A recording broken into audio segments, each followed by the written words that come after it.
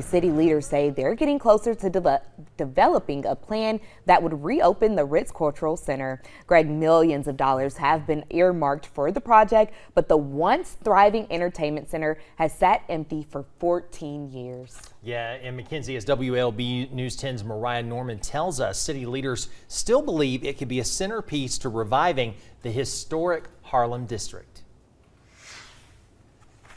Once a booming performing arts hub when it opened in 1930 and continued to be successful decades after.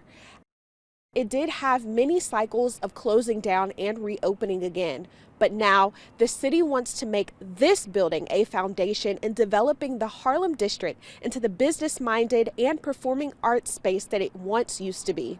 Hundreds of dollars have been set aside for restoration of the Ritz Cultural Center, but the city still needs to open bids for the project, and that may not happen until the beginning of next year. We are working with, the architect, and we're anticipating that we will have a plan of action in terms of the design of that space end of the year, or certainly by the first quarter of the year.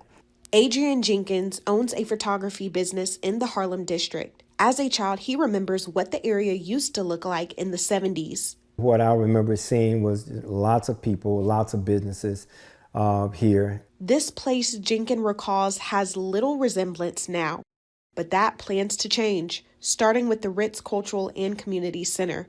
The Ritz Theater years ago was a theater. It was a theater where where African Americans actually went to engage in commerce for the arts. So it was a very bustling center site for our community. There again, African Americans really were thriving in the Harlem district, and the Ritz Theater was one of those components. Those who remember the Harlem district when it was thriving are hopeful the Ritz Cultural Center reopens. So I just think that there's a broad spectrum of things that could happen if we can get that Ritz Cultural Center and the theater itself back up and going. The center has been renovated before, but construction issues followed. Since it closed for the last time, several plans to reopen it have been discussed. Supporters hope whoever takes over the project does it right. Mariah Norman, WALB News 10, your hometown news source.